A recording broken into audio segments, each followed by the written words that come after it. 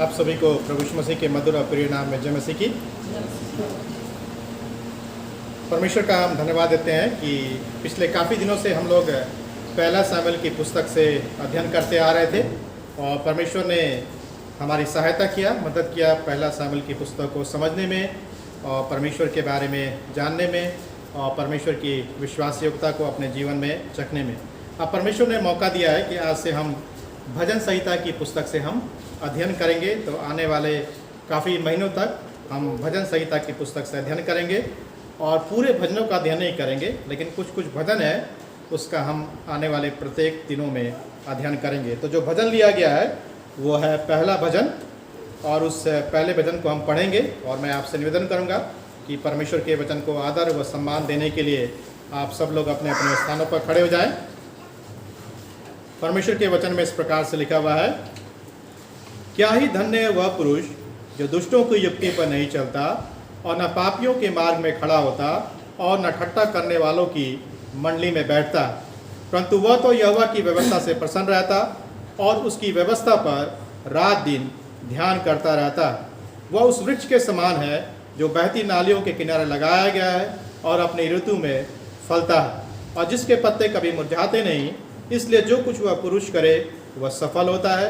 दुष्ट लोग ऐसे नहीं होते, वे उस भूसी के समान होते हैं जो पवन से उड़ाई जाती है। इस कारण दुष्ट लोग अदालत में स्थिर न रह सकेंगे और न पापी धर्मियों के मंडले में ठहरेंगे, क्योंकि यहोवा धर्मियों का मार्ग जानता है परंतु दुष्टों का मार्ग नष्ट हो जाएगा। आप अपने स्थानों पर बैठ सकते हैं। परमेश्वर के वचन को समझने के लिए हम परमेश्वर की बुद्धि और ज्ञान को मांगेंगे। आइए हम प्रार्थना करें।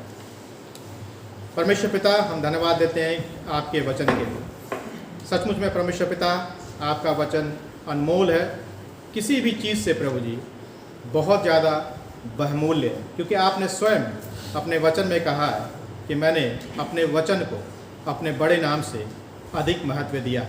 आपने ये भी कहा है अपने वचन में कि परमेश्वर की आवाज़ को सुनना हमारे जीवन का सबसे बड़ा सौभाग्य होना चाहिए।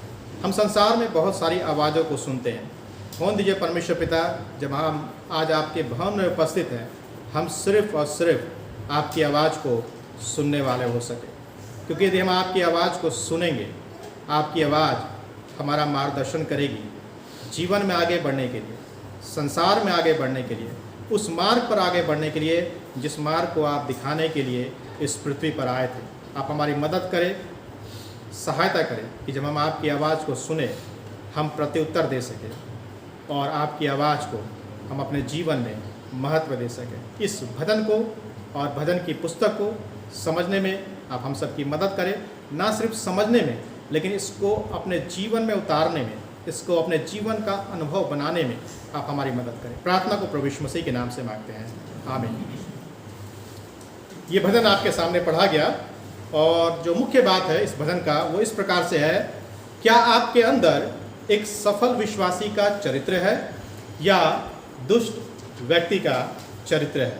क्या आपके अंदर एक सफल विश्वासी का चरित्र है या दुष्ट व्यक्ति का चरित्र है? जब हम इस भजन को पढ़ते हैं और जब हम इस भजन के ऊपर ध्यान देते हैं तो हमें दो प्रकार के व्यक्तियों के बारे में इस भजन में क्या किया गया है, बताया गया। जिस प्रकार से यदि आपने अपनी बाइबल को देखा होगा तो आपकी बाइबल में ऊपर में जो टाइटल दिया गया है वो लिखा हुआ है धर्मी और दुष्ट मनुष्य। इस शीर्षक के अंतर्गत हम समझने का प्रयास करेंगे कि क्या मतलब है एक सफल विश्वासी होने का और एक दुष्ट विश्वासी होने का या दुष्ट व्यक्ति होने का क्या मतलब। एक मनुष्य की सफलता को मापने के बहुत से तरीके हो सकते हैं, विशेष करके जब हम इस पतित संसार में हैं, इस पापी संसार में हैं जिसका पतन हो चुका है अदन के बगीचे से। जब हम इस ऐसे संसार में रहते हैं जहां सब कुछ भ्रष्ट है, सब कुछ गड़बड़ है, कुछ भी सही नहीं है, वहां पर जब हम एक मनुष्य की सफलता का आकलन करते हैं तो सबके आकलन करने का तरीका क्या है, फर्क है। यदि हम सांसारिक दृष्टिकोण से बात करें कि सांसारिक दृष्टिकोण से कौन सा व्यक्ति अपने जीवन में सबसे ज़्यादा सफल है, तो संसार के लोग और कभी कभी हम और आप भी इस प्रकार से आकलन करते हैं, इस प्रकार से मूल्यांकन करते हैं कि ये व्यक्ति इसलिए सफल है क्योंकि इसके पास सबसे ज़्यादा धन है। ये व्यक्ति इसलिए सफल है क्योंकि इस व्यक्ति के पास ताकत है, पावर है, पोस्ट है। ये व्यक्ति इसलिए सबसे ज़्यादा सफल है क्योंकि इस व्यक्ति के पास समाज में प्रतिष्ठा है। तो इस प्रकार से जो संसार है, जो समाज है, हमारा परिवार है, जो इस प्रकार से एक व्यक्ति के जीवन का मूल्यांकन करता है और उस व्यक्ति को ये बताता है कि ये व्यक्ति अपने जीवन में बहुत ज़्यादा सफल है। लेकिन जब हम बाइबल को पढ़ते हैं, परमेश्वर के वचन को पढ़ते हैं और जब हम सुलेमान के जीवन को पढ़ते हैं तो हम सुलेमान के जीवन से इस बात को पाते हैं कि सुलेमान जो पृथ्वी के सबसे ज़्यादा बुद्धिमान व्यक्तियों में से एक था, जिसके बारे में ये कहा गया है कि प्रभु यीशु मसीह के बाद यदि सबसे ज़्यादा कोई बुद्धिमान व्यक्ति हुआ तो वो था सुलेमान। उसको परमेश्वर ने धन भी दिया, उसको परमेश्वर ने बुद्धि भी दिया और उसको परमेश्वर ने उसके जीवन में प्रतिष्ठा भी दिया। लेकिन वही सुलेमान जब अपने जीवन में अपनी सफलता का मूल्यांकन करता है तो वह इस बात को बोलता है कि सब कुछ व्यर्थ ही व्यर्थ है, मानो वायु को पकड़ना है। हम में से कोई भी व्यक्ति हवा को पकड़ नहीं सकता। तो सुलेमान क्या बोल रहा है? सब कुछ व्यर्थ ही व्यर्थ है। कौन व्यक्ति बोल रहा है सब कुछ व्यर्थ ही व्यर्थ है? जिसके पास सबसे ज्यादा धन था, जिसके पास सबसे ज्यादा प्रतिष्ठा थी और जिसके पास सबसे ज्यादा बुद्धि थी। वो व्यक्ति जब अपने जीवन का मूल्यांकन कर रहा है तो वो व्यक्ति क्या बोल रहा है? सब कुछ व्यर्थ है। आज के संसार में हम में से कोई भी व्यक्ति जिसके पास ये सब कुछ हो वो नहीं बोलेगा कि उसका जीवन क्या है? व्यर्थ है। तो सांसारिक सफलता के मापदंड बहुत सारे हो सकते हैं, जो भी हो। जब बात एक मसीही व्यक्ति की आती है, जब बात एक विश्वासी व्यक्ति की आती है, तो एक विश्वासी व्यक्ति की, एक मसीही व्यक्ति की आत्मिक सफलता को मापना सबसे कठिन काम और सबसे आसान काम भी। दोनों चीज, एक मसीही व्यक्ति के आत्मिक सफलता को मापना उस व्यक्ति के लिए सबसे आसान काम भी है और सबसे कठिन काम भी। आसान काम कैसे है? हम क्या सोचते हैं? मैं तो प्रार्थना करता हूँ, मैं तो रोज बाइबल पढ़ता हूँ, मैं तो रोज शुक्रवार के दिन उपवास रखता हूँ, मैं प्रार्थना भी करता हूँ, शुक्रवार के दिन मैं ऑल नाइट प्रार्थना भी करता हूँ, हर संडे में चर्च में आता हूँ, मैं दशवांश देता हूँ, मैं दान देता हूँ, सुसमाचार सुनाता हूँ, मैं प्रार्थना करता हूँ। ये सब हम सब लोग सोचते हैं। विशेष करके जो मसीही व्यक्ति है, विश्वासी व्यक्ति, वो सोचता है तो वो कहीं से भी, किसी रीति से भी ऐसा नहीं सोचता है कि वो आत्मिक रूप से अपने जीवन में क्या है? असफल है। वो सोचता है कि वो आत्मिक रूप से जीवन में क्या है? सफल है। लेकिन हम वास्तव में सफल कैसे हैं? कहने का तात्पर्य यह है, जो भी बाहरी प्रमाण हम अपने जीवन में दिखाते हैं, हमारे जीवन में क्या चल रहा है वो चीज प्रकट करता है। यानी एक व्यक्ति के जीवन में जो कुछ चल रहा है, जो कुछ एक व्यक्ति के जीवन में है, उसके हृदय में है, उसके जीवन में है, वो उसके बोली में, उसके चाल चलन में, उसके व्यवहार में दिखाई देगा। उससे आप पता लगा सकते हैं कि इस व्यक्ति का आत्मिक जीवन कैसा है। प्रभु यीशु मसीह ने कहा कि जो चीज व्यक्ति के अंदर जाता है वो चीज व्यक्ति को अशुद्ध नहीं करता, लेकिन जो चीज व्यक्ति के अंदर से बाहर आता है वही व्यक्ति को क्या करता है? अशुद्ध करता है। परमेश्वर की संतान होने के नाते, इस संसार में होने के नाते हमारे लिए और आपके लिए काफी कठिन काम है अपनी सफलता को मापना, और बहुतों के लिए काफी आसान काम भी। यही दाऊद जिसने इस भजन को लिखा, जब वो भजन 51 को लिखता है तब इस बात को बोलता है कि मैंने केवल तेरे ही विरुद्ध पाप किया है और जो तेरी दृष्टि में बुरा है वही किया है। कौन बोल रहा? दाऊद बोल रहा, जिसने भजन संहिता के लगभग आधे भजनों को लिखा। जब वो अपने जीवन का मूल्यांकन करता है तो वो अपने आप को तुच्छ समझता है, अपने आप को पापी समझता है, अपने आप को नगण्य समझता है और अपने आप को वो धर्मी नहीं बताता।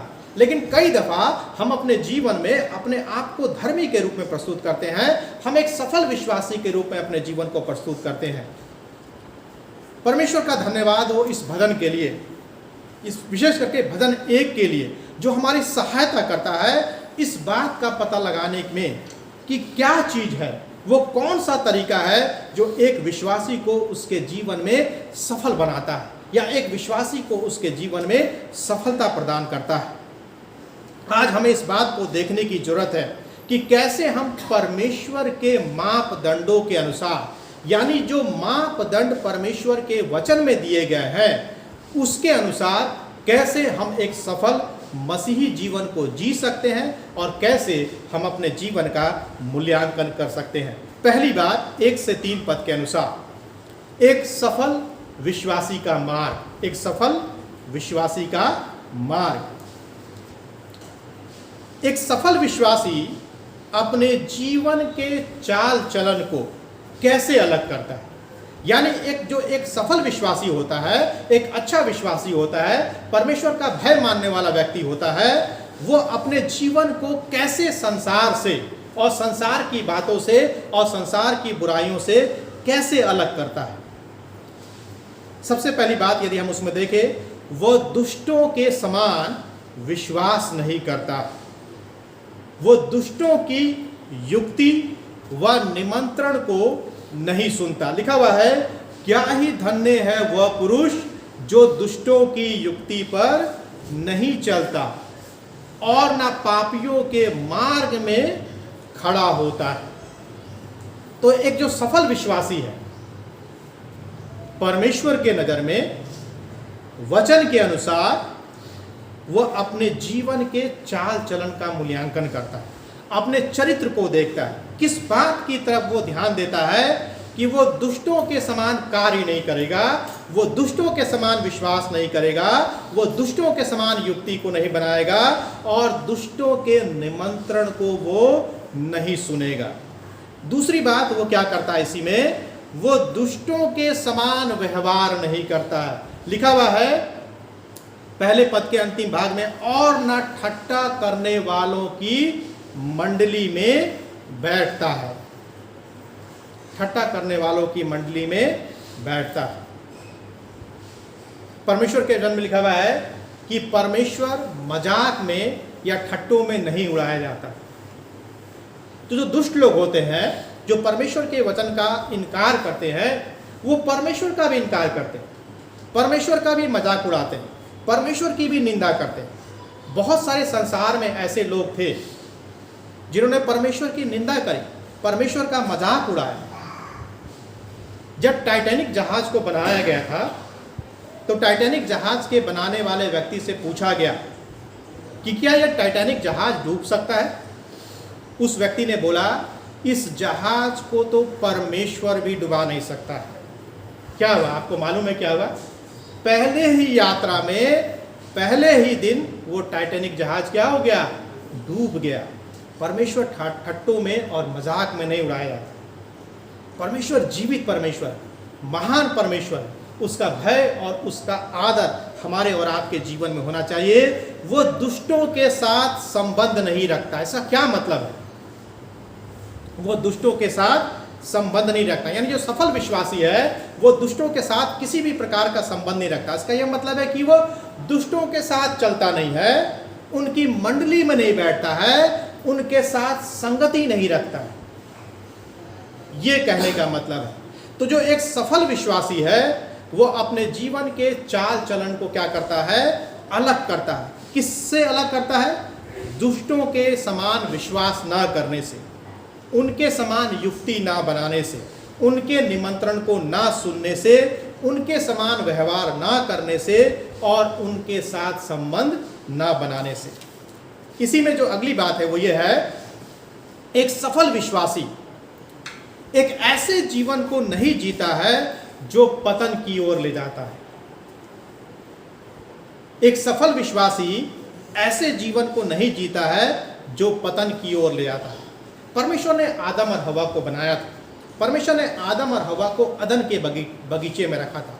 क्यों परमेश्वर चाहता था कि आदम और हवा जीवन के वृक्ष से ही फल तोड़ करके खाए? कारण क्या था? कारण यह था क्योंकि परमेश्वर नहीं चाहता था कि उस मनुष्य को, जिसको परमेश्वर ने अपने हाथों से बनाया था और भूमि की मिट्टी से रचा था, वो मनुष्य वापस भूमि की मिट्टी में मिल जाए। और जब मनुष्य का पतन हुआ तो परमेश्वर ने मनुष्य को क्या श्राप दिया? आपको याद है परमेश्वर ने क्या बोला? तू भूमि की मिट्टी से बना है और भूमि की मिट्टी में क्या हो जाएगा? मिल जाएगा। परमेश्वर ने आदम हवा को भूमि की मिट्टी से मिलने के लिए नहीं बनाया था। परमेश्वर ने आदम हवा को बनाया था कि वो जीवन के वृक्ष से फल तोड़ करके खाए और हमेशा हमेशा के लिए जीवित रहे और परमेश्वर के साथ संगति रखे। आज परमेश्वर हमसे और आपसे यही चाहता है कि हम परमेश्वर के साथ संगति रखें। हम संसार के साथ, संसार की वस्तुओं के साथ, संसार के लोगों के साथ संगति ना रखें, लेकिन हमारा मन और हृदय हमेशा संसार की तरफ अग्रसर होता है। एक सफल विश्वासी ऐसे जीवन को नहीं जीता है जो पतन की ओर ले जाता है। आदम और हव्वा के पाप ने मनुष्य जाति को पतन की ओर ढकेल दिया, लेकिन प्रभु यीशु मसीह का धन्यवाद हो कि उसने उस पतन से हमको और आपको क्या कर लिया? बचा लिया। यानी वो दुष्टों के साथ नहीं चलता, दुष्टों के साथ नहीं खड़ा होता है और दुष्टों के साथ नहीं बैठता है। प्रभु यीशु मसीह ने हमें और आपको बुलाया है उसके साथ चलने के लिए, उसके साथ खड़े होने के लिए और उसके साथ बैठने के लिए। क्या आप तैयार हैं प्रभु यीशु मसीह के साथ चलने के लिए? प्रभु यीशु मसीह तो तैयार है हमारे साथ चलने के लिए। क्या आप तैयार हैं प्रभु यीशु मसीह के साथ खड़े होने के लिए?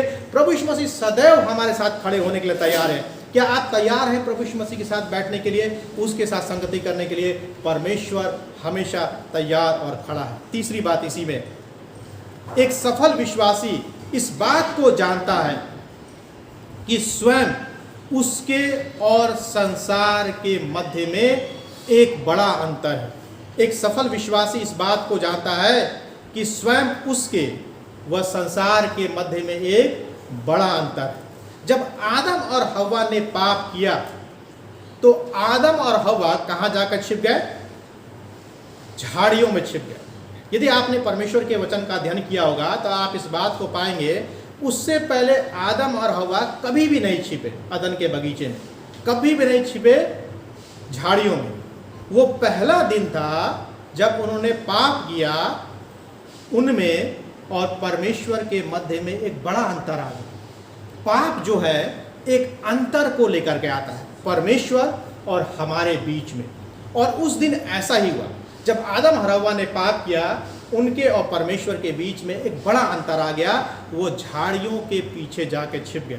परमेश्वर ने उनको झाड़ियों में छिपने के लिए नहीं बनाया था। आज हम और आप भी ऐसा ही करते हैं। जब हम परमेश्वर की संगति से दूर होते हैं, जब हम परमेश्वर की उपस्थिति में नहीं होते हैं, इसका मतलब है कि हम और आप झाड़ियों में छिपे हुए। लिटरली हम नहीं छिपे हुए हैं, लेकिन इसका यह मतलब है कि हम परमेश्वर से दूर हैं। हम परमेश्वर की उपस्थिति में नहीं है, हम किसी और की उपस्थिति में है, हम किसी और के साथ संगति रख रहे हैं। परमेश्वर ने हमें और आपको बुलाया है कि हम उसके साथ संगति रखें, उसकी आवाज़ को सुने, उसके साथ चले, उसके साथ बैठे, उसके साथ हम खड़े हों। हमको और आपको संसार के साथ एक अंतर को बनाए रखना है। मैंने आपको एक उदाहरण दिया था, मछली का उदाहरण दिया था कि एक विश्वासी को एक अलग जीवन जीने के लिए इस संसार में बुलाया गया। एक विश्वासी को इस संसार में अलग जीवन को जीने के लिए बुलाया गया। और मछली का उदाहरण एक अच्छा उदाहरण, हम सब लोग देखते हैं मछली को बारे में हमने देखा है। मछली को पानी के अंदर में रहने के लिए परमेश्वर ने बनाया। लेकिन अद्भुत बात क्या है उस मछली के साथ कि मछली पानी के तो अंदर में रहती है, लेकिन पानी मछली के अंदर में नहीं रहता। हमको और आपको यदि पानी में डाल दिया जाए तो क्या होगा? हमारे और आपके अंदर में पानी भर जाएगा और हम मर जाएंगे। लेकिन मछली के साथ ऐसी बात नहीं है। मछली पानी के अंदर में तो रहती है, लेकिन पानी मछली के अंदर में नहीं रहता। उसी प्रकार से परमेश्वर ने हमको और आपको इस संसार में बुलाया है, संसार से अलग किया है। संसार को हमें और आपको अपने जीवन का अंग नहीं बनाना है, लेकिन कई दफा हम विश्वासी लोग क्या करते हैं, संसार से समझौता कर लेते हैं, संसार की बातों से समझौता कर लेते हैं, हम संसार को अपने जीवन का अंग बना लेते हैं। परमेश्वर ने हमको अलग होने के लिए बनाया है, अलग दिखने के लिए बनाया है। दूसरी बात, 2 पद के अनुसार एक सफल विश्वासी की इच्छा या चाह क्या होती है। एक सफल विश्वासी जो होता है अपने जीवन में किस चीज की इच्छा रखता है। यदि हम सांसारिक व्यक्ति से बात करें तो सांसारिक व्यक्ति अपने जीवन में धन की इच्छा रखता है, ताकत की इच्छा रखता है, पदवी की इच्छा रखता है, प्रतिष्ठा की इच्छा रखता है और सारी चीजों की इच्छा रखता है। मैं ये नहीं बोल रहा हूं, वचन ये नहीं बोल रहा है कि परमेश्वर का वचन इन सारी चीजों के खिलाफ है, लेकिन सबसे महत्वपूर्ण बात क्या है कि यदि हम एक विश्वासी हैं तो सबसे पहले हमें अपने जीवन में किस चीज की चाह रखनी चाहिए, किस चीज की इच्छा हमें अपने जीवन में रखनी चाहिए। तो 2 पद हमें बताता है, परंतु वह तो यहोवा की व्यवस्था से प्रसन्न रहता है और उसकी व्यवस्था पर रात दिन क्या रहता है, ध्यान किए रखता है। कहने का यह मतलब है कि एक सफल विश्वासी सामान्यता और संपूर्ण रीति से परमेश्वर के वचन के साथ प्रेम रखता है। क्यों परमेश्वर के वचन के साथ प्रेम रखता है। अभी 2 दिन पहले नंदलाल जी से बातचीत हो रही थी तो बता रहे थे एक चीज को कि मैं परमेश्वर के वचन को पढ़ता हूं तो बड़ा आनंद आता है। सचमुच में जब जो व्यक्ति परमेश्वर के वचन से प्रेम रखता है ना, जब वो परमेश्वर के वचन को पढ़ता है, यदि वो बोरियत महसूस कर रहा है, यानी कि उसको परमेश्वर के वचन को पढ़ने से नींद आ रही है या परमेश्वर को वचन को पढ़ने से उसको मजा नहीं आ रहा है, तो इसका यह मतलब है कि वो परमेश्वर के वचन में आनंद को प्राप्त नहीं कर रहा। यदि आप परमेश्वर के वचन में आनंद को प्राप्त नहीं कर रहे हैं, यदि आपको परमेश्वर के वचन से प्रेम नहीं है, यदि आपको परमेश्वर के वचन से लगाव नहीं है, तो जब भी आप परमेश्वर के वचन को पढ़ेंगे आपको नींद आ जाएगी, आपको परेशानी हो जाएगी, आपको तकलीफ हो जाएगी, आपके पास बहुत सारे काम आ जाएंगे, आप फोन को अटेंड करेंगे, बाकी सारी चीज़ों की तरफ ध्यान देंगे। लेकिन जो व्यक्ति परमेश्वर के वचन से प्रेम रखता है वो उसमें समय को क्या करता है, व्यतीत करता है,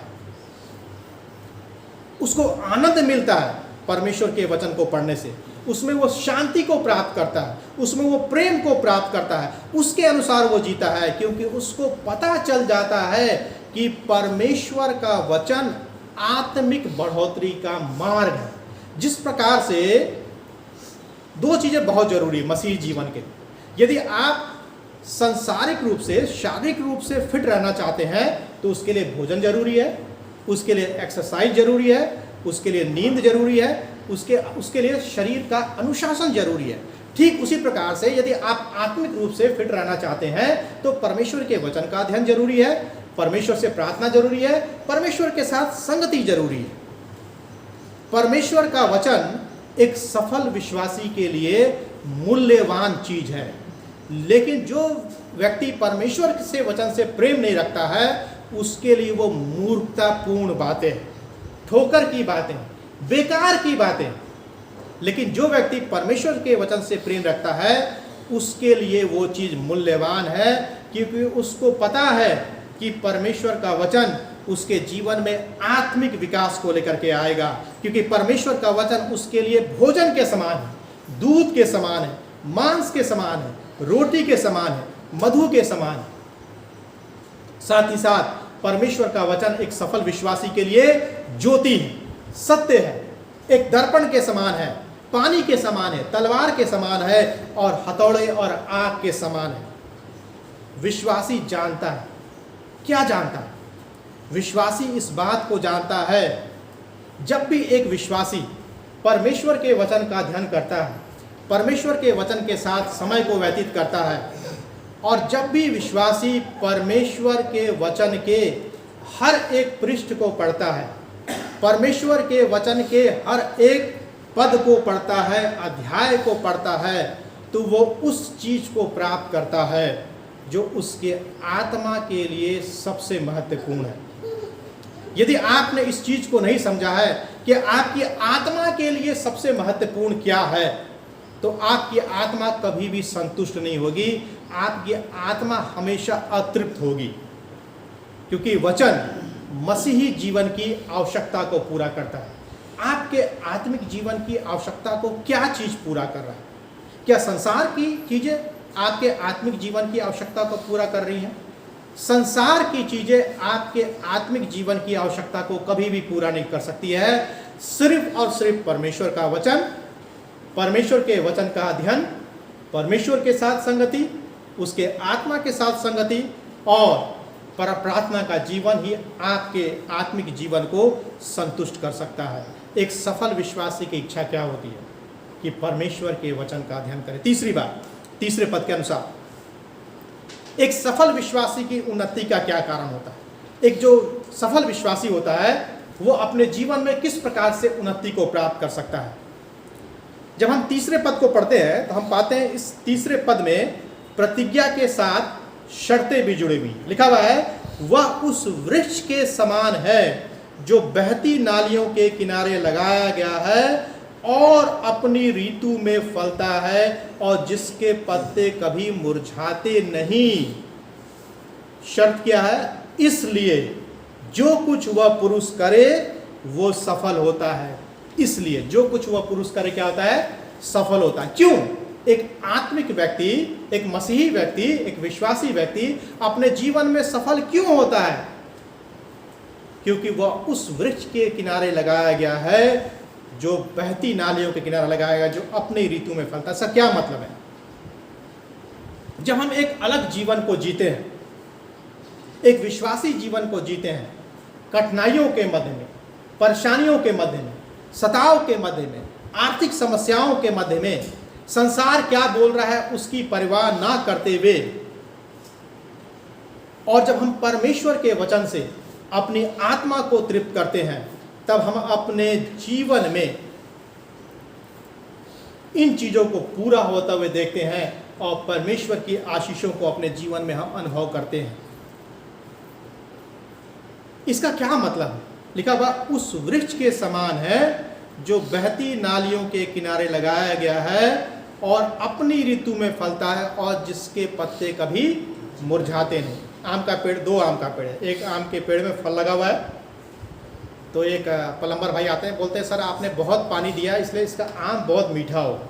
ठीक है, उसको भी पता है, हम सबको भी पता है, यदि हम पानी दे रहे हैं, उसकी देखभाल कर रहे हैं, तो आम वाकई में क्या होगा? मीठा होगा, स्वादिष्ट होगा। ठीक है, बहुत सारे अन्य पेड़ पौधे खेत में हमने लगाए हैं, हम लोग समय समय पर पानी देते हैं। जब हमारी दिमाग की बत्ती जलती है तब हम समय समय पर क्या देते हैं? उसको पानी देते हैं। इसलिए उसमें से बहुत सारे पौधे क्या हो गए हैं? मुरझा गए हैं। टमाटर लगाया, टमाटर फल ही नहीं रहा है। ठीक है, बैगन लगाया, बैगन फल ही नहीं रहा है। भिंडी, भिंडी कभी कभी फल जा रहा है। क्यों? क्योंकि हमने उसके तरफ क्या किया? ध्यान नहीं दिया। इसका क्या मतलब है? इसका ये मतलब है कि विश्वासी जानता है कि वचन के हर एक की, माफ कीजिएगा, विश्वासी जो परमेश्वर के नजदीक रहता है वो आत्मिक रूप से ना तो कभी सूखेगा और ना कभी मुरझाएगा। जिस प्रकार से वो वृक्ष जो बहती नालियों के किनारे लगाया गया है वो ना तो कभी मुरझाता है और ना तो कभी उसके पत्ते झड़ते हैं और उसमें सदैव फल लगा रहता है, ठीक उसी प्रकार से विश्वासी जो परमेश्वर की समीपता में अपने जीवन को व्यतीत करता है वो आत्मिक रूप से कभी नहीं सूखेगा, कभी नहीं मुरझाएगा, क्योंकि वह जीवन व सामर्थ्य के कभी ना खत्म होने वाले मार्ग से जुड़ा हुआ है। जीवन व सामर्थ्य के कभी ना खत्म होने वाले मार्ग से जुड़ा हुआ है। चौथी बात और अंतिम बात, दुष्टों का चरित्र व उनका परिणाम। 4 से 6 पद के अनुसार दुष्टों का चरित्र व उनका परिणाम। परमेश्वर के वचन में लिखा हुआ है दुष्ट लोग ऐसे नहीं होते। ठीक है, उससे पहले किसके बारे में लिखा हुआ है? धर्मियों के बारे में। और यहाँ पर लाइन चेंज हो जा रही है। क्या बोल रहा है भजनकार? दुष्ट लोग ऐसे नहीं होते। वो कैसे होते हैं? वे उस भूसी के समान होते हैं जो पवन से उड़ाई जाती है। इस कारण दुष्ट लोग अदालत में स्थिर न रह सकेंगे और न पापी धर्मियों की मंडली में ठहरेंगे, क्योंकि यहोवा धर्मियों का मार्ग जानता है परंतु दुष्टों का मार्ग नाश हो जाएगा। दुष्ट लोग ऐसे नहीं होते, वे उस भूसी के समान होते। हमें याद है जब गैस नहीं था, हमारे घर में भूसी से चूल्हा होता था, एक चूल्हा होता था, उसमें हम लोग भूसी भरते थे, ठीक है, लकड़ी से भूसी को भरते थे और फिर लकड़ी लगाते थे और उसमें क्या करते थे, हम खाना बनाते थे। तो पुराने समय के जो लोग हैं उनको मालूम है, जिन्होंने भूसी में खाने को बनाया, ठीक है। तो भूसी क्या होती है, यदि भूसी रखी हुई है, हवा चलेगी तो वो भूसी तुरंत क्या हो जाएगी, उड़ जाती है। तो परमेश्वर का वचन क्या होता है, दुष्ट लोग ऐसे नहीं होते, यानी जो कुछ धर्मियों के बारे में लिखा हुआ है उससे तुलना की जा रही है कि दुष्ट लोग ऐसे नहीं होते हैं। फिर वो कैसे होते हैं, वो उस भूसी के समान होते हैं जो हवा चलती है और तुरंत क्या हो जाते हैं, उड़ जाती है। धर्मी व्यक्ति क्या करता है, धर्मी व्यक्ति परमेश्वर से लिपटे रहता है, उसके वचन से प्रेम करता है, इसलिए वह स्थिर रहता है। दुष्ट परमेश्वर को भूल जाता है, यही कहने का मतलब है, दुष्ट परमेश्वर को क्या करता है, भूल जाता है, उसके वचन को अनदेखा करता है, जिसका परिणाम ये होता है कि वह अपने जीवन में असंयमी हो जाता है और अन्यायी हो जाता है। धर्मी के बारे में क्या लिखा हुआ है, धर्मी को पुरस्कार दिया जाएगा। और दुष्ट के बारे में क्या लिखा हुआ है, जो 6वां पद है वो परिणाम के बारे में बता रहा है। 1 से 3 पद धर्मी व्यक्ति के बारे में, 4 और 5 पद दुष्ट व्यक्ति के बारे में, और जो 6वां पद है वो परिणाम के बारे में। परिणाम क्या होगा, दोनों के परिणाम के बारे में, कि धर्मी को पुरस्कार दिया जाएगा जबकि दुष्टों का क्या किया जाएगा, न्याय किया जाएगा। दुष्टों का मार्ग अंत की ओर जाता है। क्यों अंत की ओर जाता है, क्योंकि वे स्वयं को छोड़ देते हैं और परमेश्वर को छोड़ देते हैं। परमेश्वर के वचन और परमेश्वर का तिरस्कार करने का एक ही मतलब है, अनंत जीवन में प्रवेश ना करना। यदि आप परमेश्वर के वचन का तिरस्कार कर रहे हैं और परमेश्वर का तिरस्कार कर रहे हैं, तो इसका मतलब है कि आप अनंत जीवन को खो रहे हैं, अनंत जीवन में आप प्रवेश नहीं कर पाएंगे। अंत में एक प्रश्न के साथ समाप्त करेंगे। पहले, क्या आपके अंदर एक सफल विश्वासी का चरित्र है या एक दुष्ट विश्वासी का चरित्र है? हम सब लोग अपने अपने जीवन के बारे में जानते हैं। हर एक व्यक्ति अपने जीवन के बारे में बेहतर जानता है और दूसरा परमेश्वर बेहतर जानता है। हम में से कोई भी व्यक्ति दूसरे व्यक्ति के जीवन में क्या चल रहा है वो पूरा पता नहीं लगा सकता। तो प्रश्न ये उठता है, क्या आपके अंदर एक सफल विश्वासी का चरित्र है या एक ऐसे विश्वासी का चरित्र है जो परमेश्वर के वचन को, परमेश्वर को और परमेश्वर की बातों को अपने जीवन में महत्व नहीं देता है? अगर आपके अंदर एक सफल विश्वासी का चरित्र है तो पहले पद के अनुसार यू आर ब्लेस्ड, आप धन्य है। लिखा हुआ है, क्या ही धन्य है वह, कौन धन्य है? उसके बाद बताया गया है 3 पद तक, वो व्यक्ति धन्य है। तो यदि आप एक सफल विश्वासी हैं, आप धन्य व्यक्ति हैं। इसका यह मतलब है, यदि आप इसका अनुवाद निकालें तो इसका अनुवाद इंग्लिश में इस प्रकार से लिखा हुआ है, this means O how very very happy. इसका यह मतलब है, यानी वो व्यक्ति कितना ज्यादा खुश है, आनंदित है।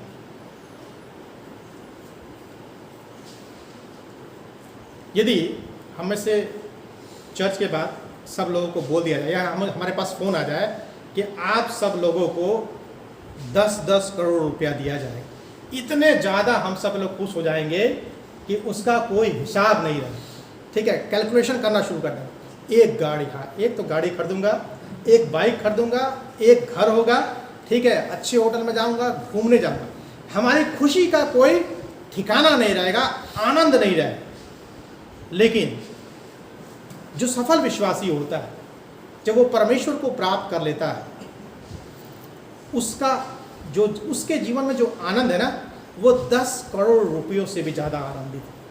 रुपये हमारे जीवन को संतुष्ट नहीं कर सकता। सुलेमान का जीवन हमारे और आपके लिए उदाहरण का जीवन है। जिसके पास इतने पैसे थे फिर भी उसका जीवन संतुष्ट नहीं था। मैं ऐसा विश्वास करता हूँ कि आप और हम अपने अंदर इस बात को देखने पाएंगे कि हम और आप परमेश्वर के साथ चल रहे हैं। यदि चल रहे हैं तो अच्छी बात है। जो भी हो, यदि आप अपने अंदर किसी भी बात की कमी को पाते हैं जो आपको परमेश्वर के साथ चलने से रोक रही है, तो याद रखें प्रभु यीशु मसीह सदैव तैयार है। प्रभु यीशु मसीह हमेशा इच्छुक है। प्रभु यीशु मसीह हमेशा योग्य है हमारे जीवन की कमियों को दूर करने के लिए, हमारे जीवन की परिस्थितियों को सही करने के लिए, हमें योग्य बनाने के लिए, ताकि हम एक सफल विश्वासी के चरित्र को अपने जीवन में उत्पन्न कर सके और उसके अनुसार चल सके। परमेश्वर आप सबको परमेश्वर इस वचन के द्वारा से आशीषित करे। आइए हम प्रार्थना करें। परमेश्वर पिता, हम धन्यवाद करते हैं कि आप हमारे साथ हैं। आपने हमें चुना है। होने दीजिए परमेश्वर पिता कि हम आपसे प्रेम कर सके, आपके वचन से प्रेम कर सके, आपके लोगों से प्रेम कर सके और आपकी आवाज़ के अनुसार इस संसार में अपने जीवन को जी सके, एक सफल विश्वासी के जीवन को जी सके, ताकि हम उस अनंत जीवन को प्राप्त कर सके जिस अनंत को जीवन को देने के लिए आपने स्वर्ग की महिमा को छोड़ दिया। आप हम सबके साथ हो, हमारी मदद करें, सहायता करें। प्रार्थना को प्रभु यीशु मसीह के नाम से मांगते हैं। आमीन।